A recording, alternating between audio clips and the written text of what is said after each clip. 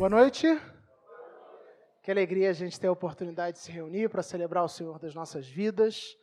A gente vai agora ter a oportunidade de refletir nas Escrituras Sagradas. Eu quero então, desde já, convidar você a abrir sua Bíblia no texto de Mateus, no Novo Testamento, capítulo 1. Texto muito conhecido. Provavelmente a maioria dos irmãos em algum momento já fez a leitura. Mateus 1, onde nós teremos a oportunidade de refletir daqui a pouco nos versículos de 18 a 25. Hoje a gente não vai trabalhar a série expositiva em Filipenses, a gente vai estar celebrando o Natal, né? Então a gente vai fazer um pequeno intervalo, uma pequena pausa. Próxima semana a gente volta com Filipenses, mas hoje, por ocasião do nosso culto de Natal, da nossa celebração natalina, nós vamos pensar sobre o texto de Mateus, capítulo 1, versículos de 18 a 25. Todos acharam? Se você estiver sem Bíblia, não tem problema, o texto está projetado também. Mas agora que você achou, você deixa a sua Bíblia aberta e olha um pouquinho aqui para mim. As ruas estão completamente iluminadas. As casas decoradas, as famílias e amigos reunidos. Se você der uma volta pela nossa cidade, você vai perceber que os restaurantes estão cheios, os shoppings estão cheios, o trânsito está agitadíssimo, o comércio funcionando num ritmo frenético de vendas. Alguém já poderia dizer, é Natal, tempo de festa, tempo de celebração.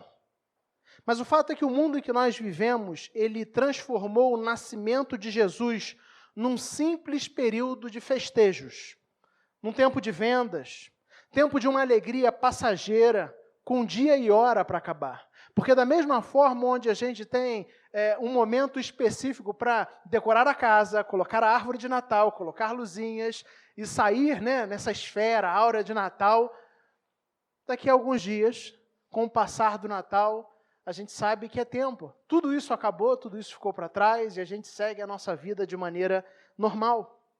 O fato é que quando a gente pensa no Natal, a gente sabe que o verdadeiro Natal tem implicações eternas e produz uma alegria permanente, que não se restringe a poucos dias. Talvez você goste muito desse período do ano, mas o que eu quero dizer é que o verdadeiro Natal, ele fala de uma alegria que não se restringe a 10, 15 dias ao longo do ano, mas ele fala de uma alegria que é permanente.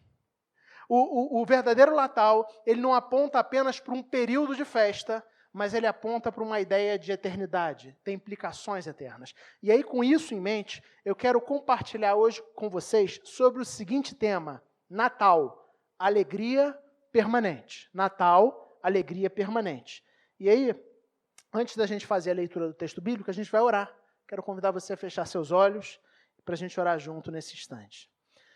Deus de amor e de infinita bondade, nós louvamos, exaltamos e engrandecemos o Teu santo nome, pois só Tu és digno de receber toda a honra, toda a glória e todo louvor, Senhor.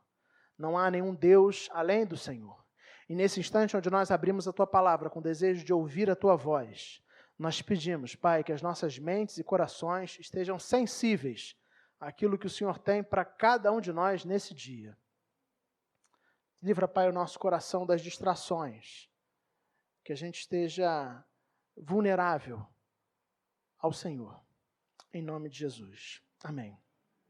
Evangelho de Mateus, capítulo 1, versículos de 18 a 25, eu vou fazer a leitura e você acompanha silenciosamente. Diz assim: Foi assim o nascimento de Jesus Cristo. Maria, sua mãe, estava prometida em casamento a José, mas antes que se unissem, achou-se grávida pelo Espírito Santo. Por ser José, seu marido, um homem justo, e não querendo expô-la à desonra pública, pretendia anular o casamento secretamente. Mas, depois de ter pensado nisso, apareceu-lhe um anjo do Senhor em sonho e disse: José, filho de Davi, não tema receber Maria como sua esposa, pois o que nela foi gerado procede do Espírito Santo. Ela dará à luz um filho, e você deverá dar-lhe o nome de Jesus, porque ele salvará o seu povo dos seus pecados. Tudo isso aconteceu para que se cumprisse o que o Senhor dissera pelo profeta: a virgem ficará grávida e dará à luz um filho, e o chamarão Emanuel, que significa Deus conosco. Ao acordar, José fez o que o anjo do Senhor lhe tinha ordenado e recebeu Maria como sua esposa, mas não teve relações com ela enquanto ela não deu à luz a um filho. E ele lhe pôs o nome de Jesus. Até aí. Quando a gente olha para os evangelhos, se você já teve a oportunidade de ler os 4 evangelhos, a gente percebe que apenas 2 dos 4 evangelhos narram a infância de Jesus. O evangelho de Mateus e o evangelho de Lucas. No evangelho de João não existe essa ideia. No evangelho de Marcos, a história já começa um pouco mais à frente. Mas os evangelistas Mateus e Lucas, eles tiveram a preocupação de narrar a infância de Jesus, de falar até antes da infância, do nascimento, dos eventos que antecederam ao nascimento de Jesus. É fato que são 2 narrativas, são 2 relatos distintos.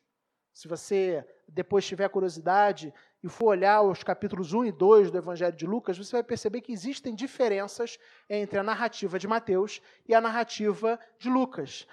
Cada evangelista narrou com características próprias, né, com ideias próprias.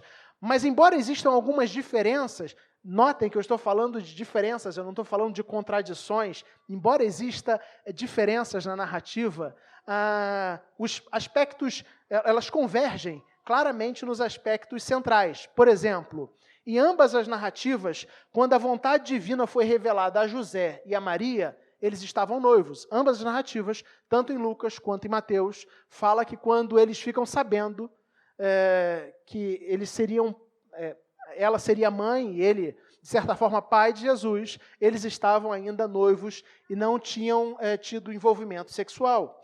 Outra semelhança, o menino que viria a nascer fora concebido por obra do Espírito Santo. Isso aparece tanto em Mateus quanto em Lucas.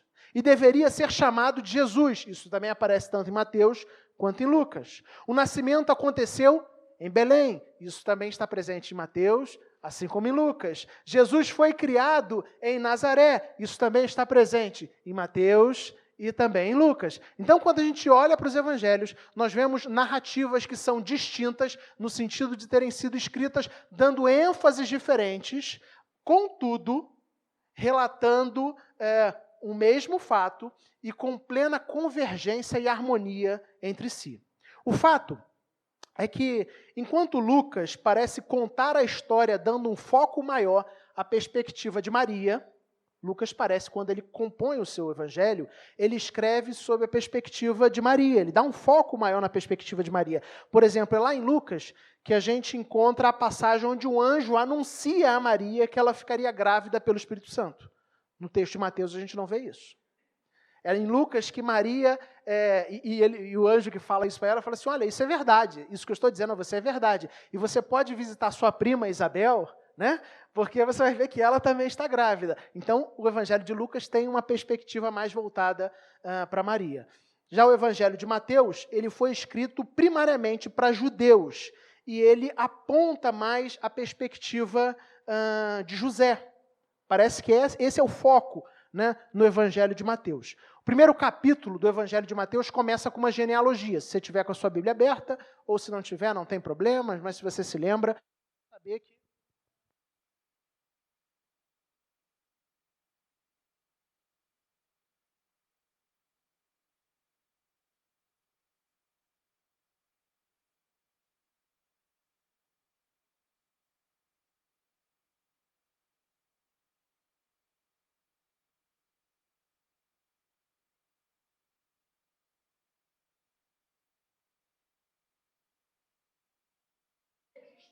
uma genealogia de Jesus. Depois de fazer o registro da genealogia, Mateus passa a contar a história do nascimento de Jesus Cristo. Como nós já vimos, Mateus escreveu primariamente para judeus, ou seja, os primeiros leitores do Evangelho de Mateus eram judeus. Então, Mateus também tem uma preocupação muito grande em mostrar Jesus como cumprimento das profecias lá do Antigo Testamento. Isso fica muito claro quando a gente lê o texto do Evangelho de Mateus. Mas vamos lá. Versículos 18 e 19, começando a trabalhar o texto aí. O texto começa dizendo assim para a gente, foi assim o nascimento de Jesus Cristo. Maria, sua mãe, estava prometida em casamento a José, mas antes que se unissem, achou-se grávida pelo Espírito Santo. Por ser José, seu marido, um homem justo, e não querendo expô-la à desonra pública, pretendia anular o casamento secretamente. Os evangelhos como um todo, eles não nos falam muito a respeito de José e Maria. Se você já leu a Bíblia, você percebeu isso. Embora algumas linhas de cristianismo, se assim a gente pode dizer, deem muito foco à figura de José e de Maria, os evangelhos como um todo, eles falam muito pouco, eles são muito resumidos ao narrar sobre José e Maria. No texto que nós lemos, nós somos informados que eles estavam prometidos em casamento. Isso quer dizer que eles eram noivos. Ao contrário dos nossos dias, na cultura judaica do século I, o noivado era um compromisso muito sério. Nos nossos dias, eu vejo noivados, parece que já não tem tanta seriedade, tanto peso. As pessoas, às vezes, fazem o noivado, e aí terminam o noivado, noivam com outra pessoa, terminam o noivado. Mas no tempo, lá, século I, na cultura judaica, o noivado era um compromisso muito sério, praticamente indissolúvel. Embora os noivos não morassem juntos, não existia essa ideia, e nem deve existir no nosso tempo, essa ideia de morar juntos sem casar. Embora os noivos não morassem juntos, né, e não tivessem envolvimento sexual, porque o envolvimento sexual, biblicamente falando, ele acontece depois do casamento. Então, embora eles não morassem juntos, eles não tivessem envolvimento sexual, existiam já no noivado alguns compromissos que eram próprios do casamento. De certa forma, o noivo e a noiva já eram considerados marido e mulher, embora esse casamento ainda não tivesse se tornado efetivo. Para vocês terem ideia, Donald Carson, teólogo e professor de Novo Testamento, diz que o noivado judaico era um compromisso tão formal que seu rompimento só era possível em caso de adultério. Só por esse motivo poderia ser rompido um noivado. E ainda assim, quando isso acontecia, o noivado era rompido mediante a formalização de um divórcio. Era um divórcio formal. Lembremos do texto onde Jesus é inquirido sobre o divórcio, né? Existe a figura de uma carta de divórcio. Então, o noivado era realmente um compromisso muito sério. Quando a gente entende isso, a gente entende a dinâmica do capítulo 1 do Evangelho de Mateus. Uma dinâmica que não está tão próxima da nossa dinâmica, porque no nosso tempo, o noivado não tem o mesmo peso que tinha nos tempos de Jesus. O fato é que o texto nos diz que antes que eles estivessem casados, antes deles se relacionarem sexualmente, Maria, a noiva de José, achou-se grávida por obra do Espírito Santo. E aí a gente tem que fazer uma pequena pausa, uma primeira pausa, né? A concepção virginal de Maria é um dos dogmas fundamentais do cristianismo. Se você é cristão, um dos dogmas fundamentais, um dos dogmas básicos do cristianismo, isso é comum a todas as linhas de cristianismo, pelo menos as que são cristãs realmente, né? É a ideia da concepção virginal de Maria. Maria concebeu Jesus por obra do Espírito Santo, sem relacionamento sexual. Como isso aconteceu? Humanamente falando, é impossível. Mas nós cremos que esse milagre é um milagre sem paralelos, efetuado pelo próprio Deus. Nós cremos que aconteceu exatamente da maneira como a Bíblia conta.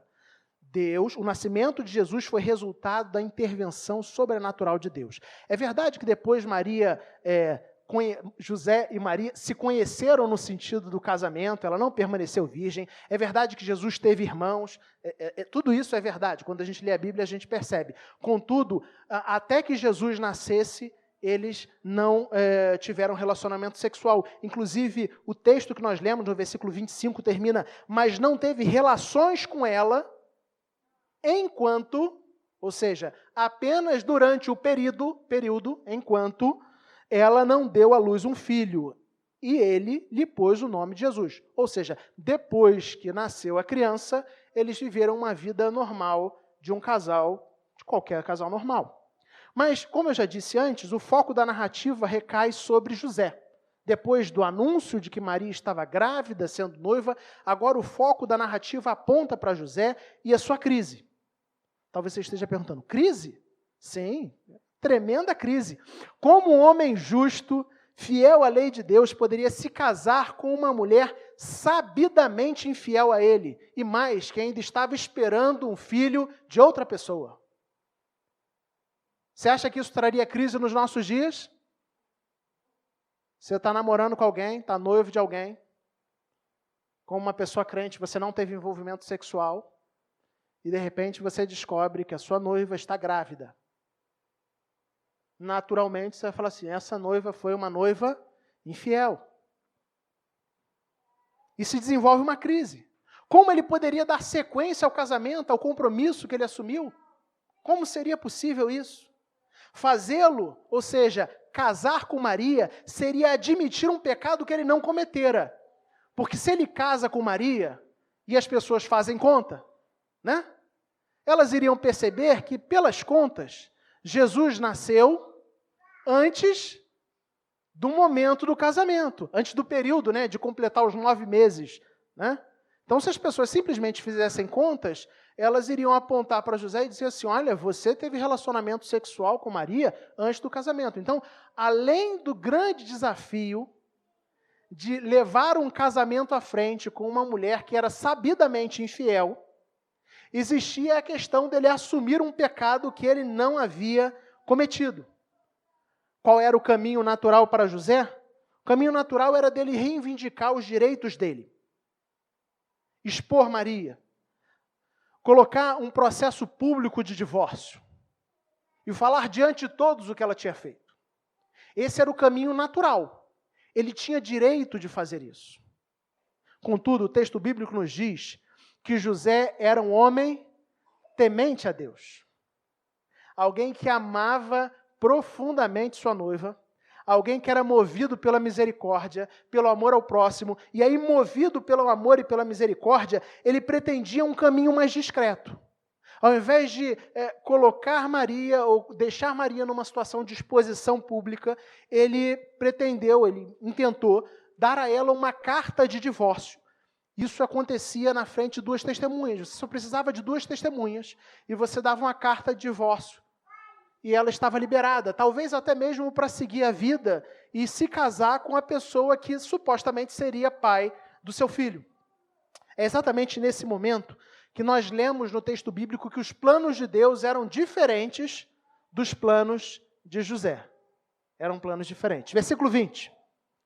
Mas depois de ter pensado nisso, apareceu-lhe um anjo do Senhor em sonho e disse, José, filho de Davi, não tema receber Maria como sua esposa, pois o que nela foi gerado procede do Espírito Santo.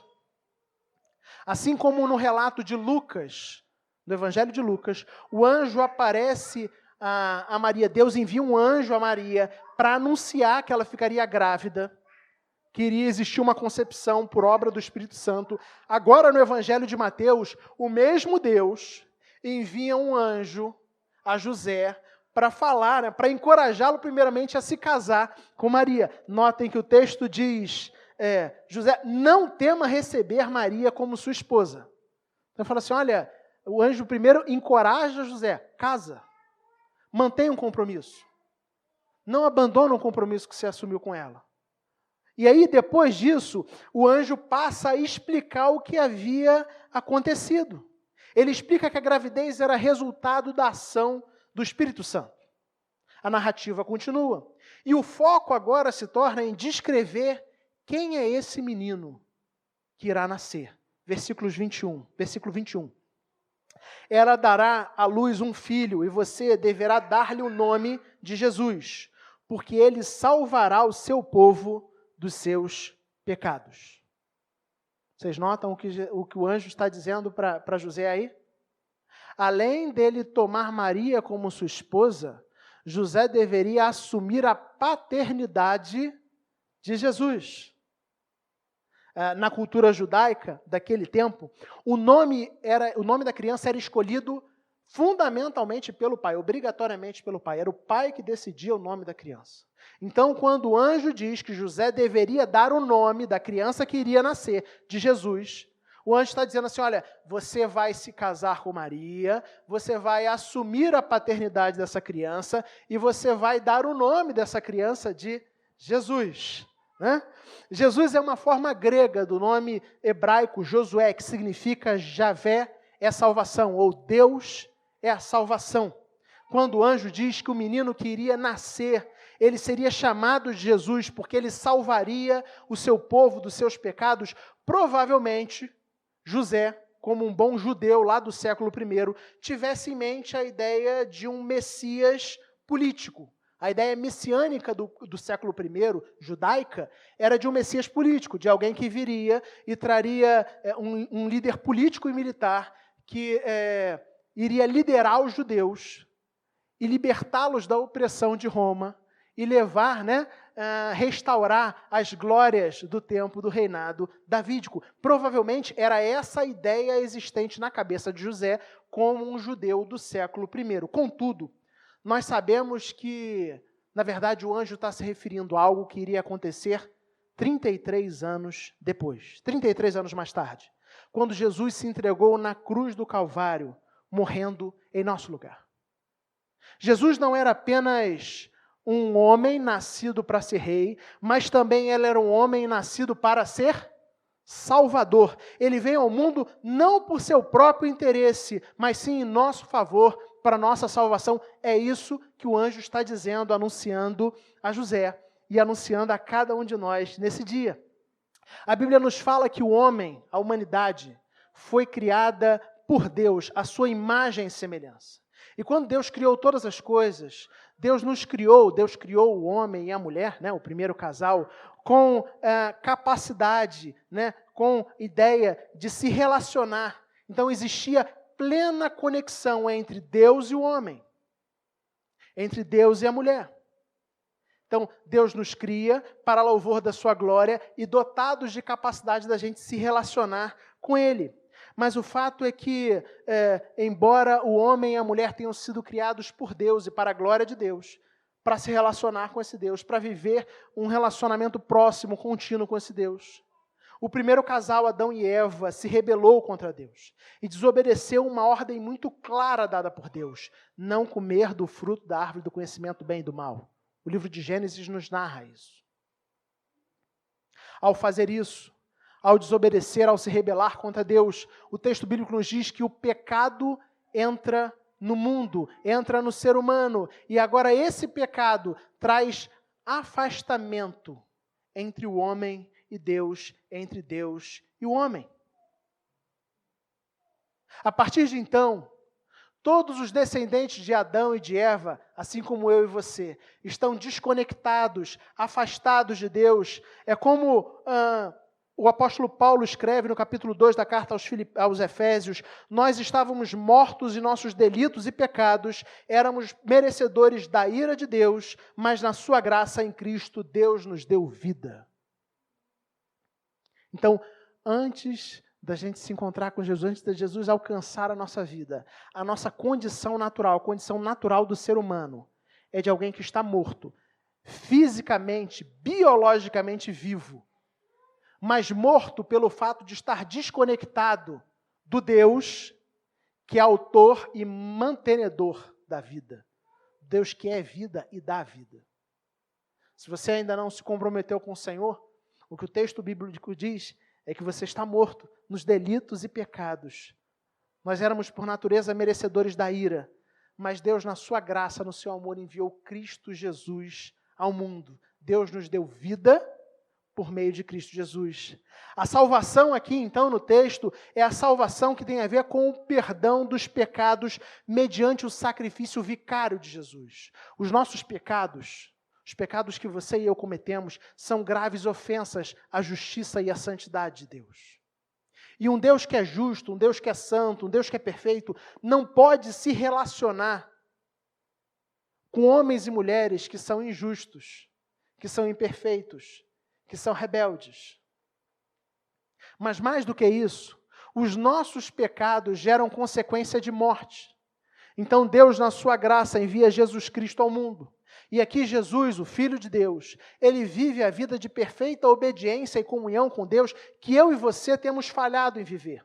Porque todos nós somos falhos. Constantemente nós agimos e vivemos de acordo com a nossa própria vontade, para a nossa própria glória, ao invés de vivermos para a glória do nosso Criador.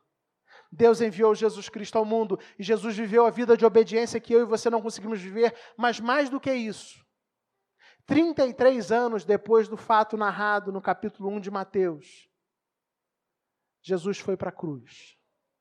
E ali Jesus foi punido no meu lugar e no seu lugar. Os nossos pecados, os seus pecados foram atribuídos a Jesus. A Bíblia diz imputar. Imputar é isso, é atribuir. Os nossos pecados foram atribuídos a Jesus, de maneira que Deus puniu Jesus no nosso lugar. E Jesus morreu na cruz do Calvário. Jesus morreu na cruz do Calvário, assumindo o preço pelos nossos pecados, pagando o preço pelos nossos pecados. O nome Jesus tem a ver não com julgar, mas sim com salvar. A gente está celebrando hoje o Natal. E o Natal é tempo de alegria. De fato, Jesus nasceu, o Filho de Deus se fez carne, tornou-se ser humano, ele veio ao mundo, viveu a vida de obediência que a gente não consegue viver, e se entregou na cruz do Calvário em nosso lugar, de maneira que aqueles que nele confiam, aqueles que a ele se entregam, aqueles que a ele se rendem, agora têm o perdão dos pecados, a salvação em Cristo Jesus e a vida eterna. Então presta bastante atenção. A primeira coisa maravilhosa que o texto nos ensina é que o Natal produz uma alegria permanente. Não é uma alegria limitada a um momento do ano. Não é uma alegria limitada a algumas festas, ao encontro de algumas pessoas, a reuniões familiares. Embora tudo isso tenha importância, embora tudo isso não seja ruim, é bom. É bom a gente se reunir em família, é bom a gente comer comida diferente, é bom a gente se alegrar, é bom a gente festejar, é bom. O problema é que o nosso mundo resumiu o Natal apenas a um período, a uma época, restringiu o Natal a uma festa de época. Mas a gente fala de um Natal que produz alegria permanente porque nós celebramos a viva esperança da salvação em Cristo Jesus. Essa é a mensagem central do Natal. A alegria é permanente, porque eu e você fomos alcançados pelo amor de Deus. A alegria é permanente, porque por meio do sacrifício substitutivo de Jesus, nós fomos redimidos dos nossos pecados e recebemos a salvação eterna. É por isso que a alegria é permanente. É por isso que o Natal não é uma festa temporária, não é uma celebração apenas de um período. Porque ele aponta para uma realidade que vai durar a eternidade. O nome do menino seria Jesus, porque ele irá salvar o seu povo dos seus pecados. É o que o texto bíblico nos diz. Mas o texto continua, versículos 22 e 23. Tudo isso aconteceu para que se cumprisse o que o Senhor dissera pelo profeta. A virgem ficará grávida e dará à luz um filho, e o chamarão Emanuel, que significa Deus conosco. Deus conosco. Como eu já disse, Mateus, quando escreveu o seu evangelho, ele visava primariamente os judeus. Isso fica muito evidente no versículo 23. Notem que ele apresenta Jesus como cumprimento de uma profecia messiânica, lá do Antigo Testamento, que a gente encontra lá em Isaías 7, versículo 14. É uma citação. Mateus está fazendo uma citação do texto do profeta Isaías do Antigo Testamento, capítulo 7, versículo 14. E o que é que ele diz? E o chamarão Emanuel, que significa Deus conosco. Deus conosco. Você percebe que promessa maravilhosa o texto está apontando para a gente? Você consegue entender que promessa fantástica que a palavra de Deus está fazendo para cada um de nós nesse dia? Que promessa fantástica! Deus está conosco. Deus está conosco. Que promessa fantástica! Isso nos ensina, primeiramente, que Ele é sempre quem toma a iniciativa de vir ao nosso encontro e de manifestar o seu cuidado. Deus não ficou lá de cima do céu, olhando e falando, está vendo? A humanidade perdida, só fazem besteira. Não. Ele se tornou carne e veio ao nosso encontro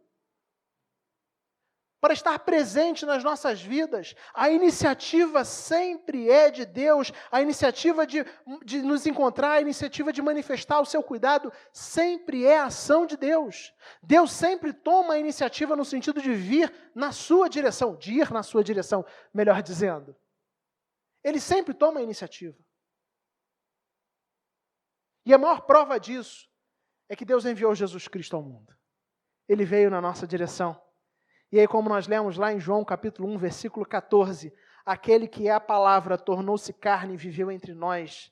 Vimos a sua glória, glória como do unigênito vindo do Pai, cheio de graça e de verdade. Deus conosco. A grande promessa é de que Deus está conosco. E a iniciativa para isso é sempre dele. Ele toma a iniciativa. Mas além disso, além dessa ideia de iniciativa, a gente também aprende que nós não servimos a uma, e eu vou colocar entre aspas aqui, porque não existe nenhum Deus além do Senhor, nenhuma divindade impessoal e distante. O nosso culto não é a um Deus impessoal, um Deus distante, um Deus que não está presente, não. Nós celebramos ao Deus vivo e verdadeiro, o Deus Emanuel, aquele que está conosco, que está presente todos os dias da nossa vida. É isso que a palavra de Deus diz. Não se trata de uma divindade impessoal, de uma divindade distante. Deus está com você todos os dias da sua vida.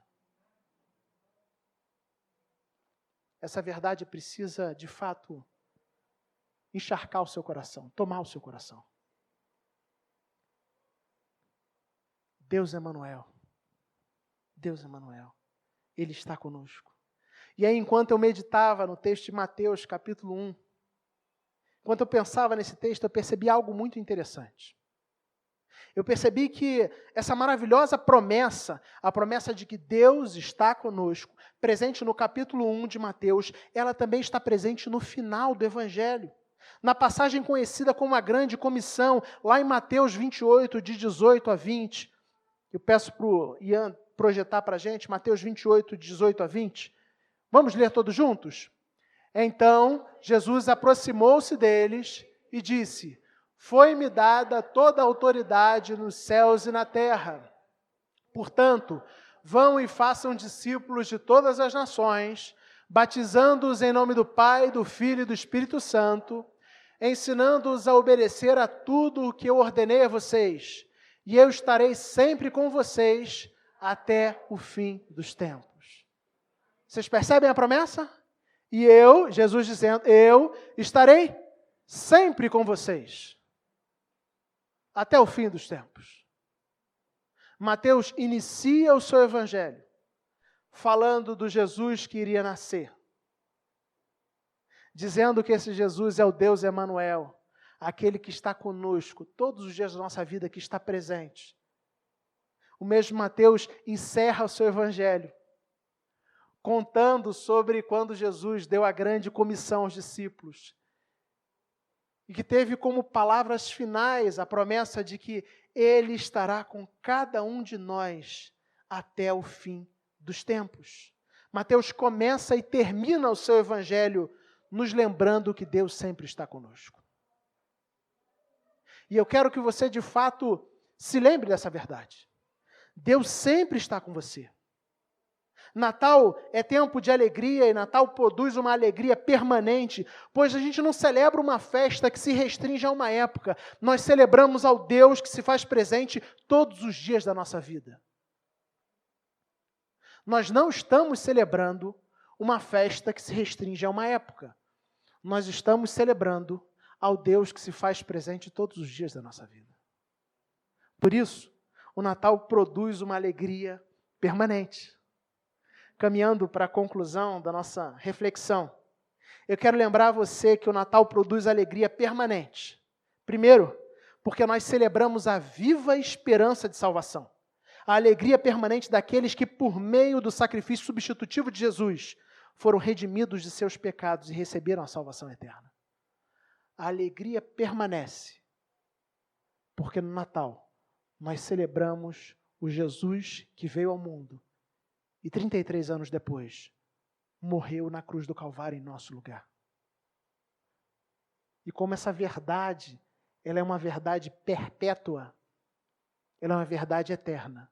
A alegria que é resultado dessa verdade também é perpétua, também é eterna. Contudo, a pergunta que a gente precisa se fazer diante desse primeiro destaque é se de fato nós já nos rendemos ao menino que nasceu em Belém. Natal é alegria permanente para aqueles que já se renderam a Cristo Jesus. Para aqueles que não se renderam a Cristo Jesus, não se entregaram a Ele, não confiam nele, não creem nele, Natal é alegria também, uma alegria temporária. Tempo de festa, de troca de presentes, de comer rabanada.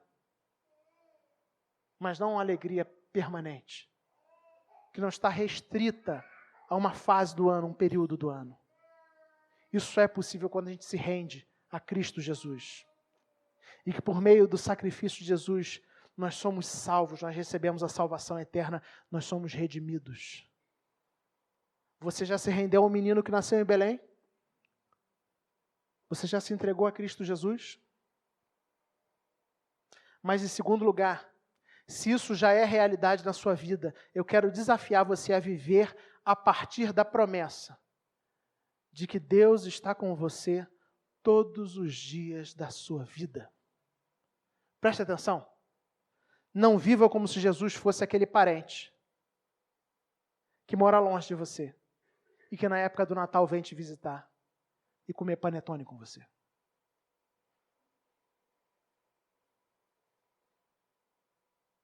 Para muitas pessoas,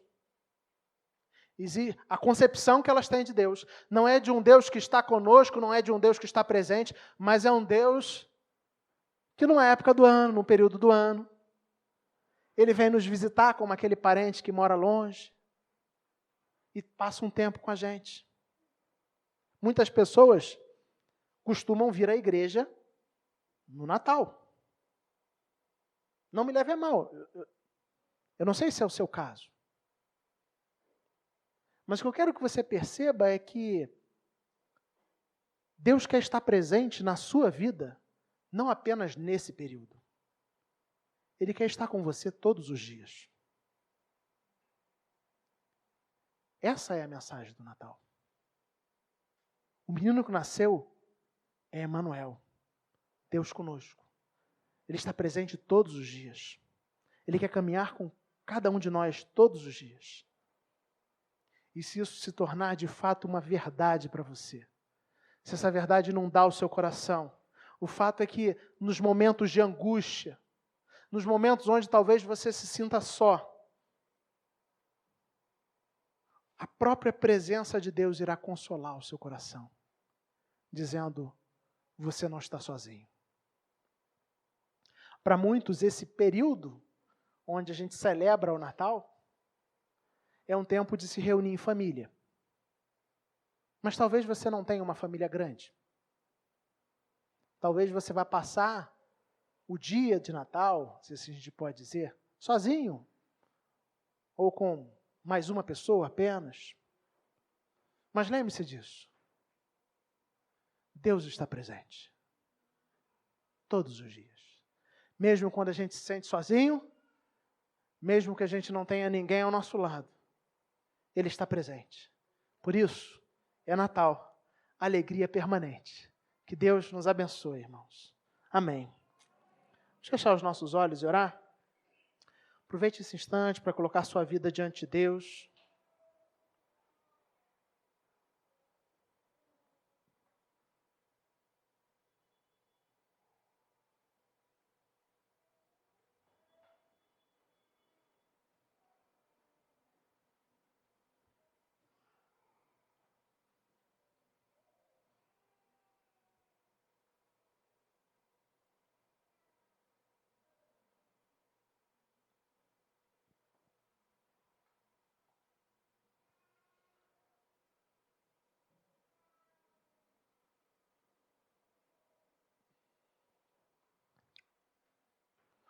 O Natal fala da redenção. uma redenção que só existe em Cristo Jesus. Jesus veio para nos salvar, para nos proporcionar, para proporcionar a você uma alegria permanente, uma alegria que não se restringe a alguns dias, mas para que essa alegria invada o seu coração, você precisa se render a esse Jesus. Faça essa oração agora. Senhor, eu quero me render a Ti. Quero me entregar a Ti. Eu quero confiar completamente no Senhor.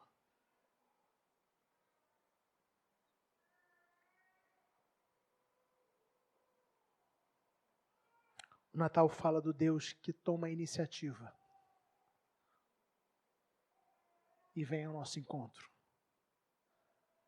Do Deus que quer estar presente nas nossas vidas, não apenas num período do ano, mas todos os dias, onde quer que estejamos. Como seria a sua vida se em todos os momentos você estivesse realmente consciente da presença de Deus ao seu lado?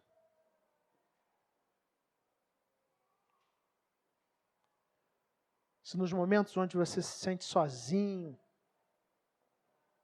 abandonado, essa certeza de que Deus está com você inundasse o seu coração. A alegria do Natal é permanente, pois Deus está conosco. Pai, nós louvamos o Teu nome, pela Tua graça, pelo Teu amor e pela Tua bondade. Tu és Deus, Tu és Senhor. Nós Te louvamos, Pai, porque na Tua graça e na Tua bondade, Senhor, enviaste Cristo Jesus ao mundo, Teu Filho amado. E Jesus veio ao mundo e viveu a vida de obediência que nós não conseguimos viver. E se entregou na cruz do Calvário em nosso lugar, assumindo o preço, a condenação, recebendo toda a punição pelos nossos pecados. Mas a morte não pôde deter Cristo Jesus. Ao terceiro dia Ele ressuscitou, Senhor. E agora todos aqueles que nele creem, todos aqueles que a Ele se rendem, têm a redenção de pecados e a vida eterna em Cristo Jesus. Se existe alguém aqui hoje, Pai, que ainda não assumiu um compromisso com o Senhor, nós te pedimos, Pai, que o Teu Santo Espírito venha ao coração dessa pessoa, venha ao encontro do coração dessa pessoa e alcance o coração dessa pessoa como um dia alcançou o nosso coração. Que o Teu Espírito Santo, Pai, traga a vida àqueles que estão mortos nos delitos e pecados. Mas, Pai, nós te pedimos também que nós vivamos todos os nossos dias com a firme consciência, com a plena certeza de que o Senhor está sempre conosco. Que nós não limitemos a Tua presença ao nosso lado apenas a momentos específicos, a períodos específicos, mas que a gente desfrute da graça, da maravilhosa bênção que é ter ao Senhor ao nosso lado a cada instante. Ter a consciência, porque nós sabemos que o Senhor está conosco, mas nem sempre nós estamos conscientes disso. Enche o nosso coração, a nossa mente dessa consciência, dessa certeza, em nome de Jesus. Amém.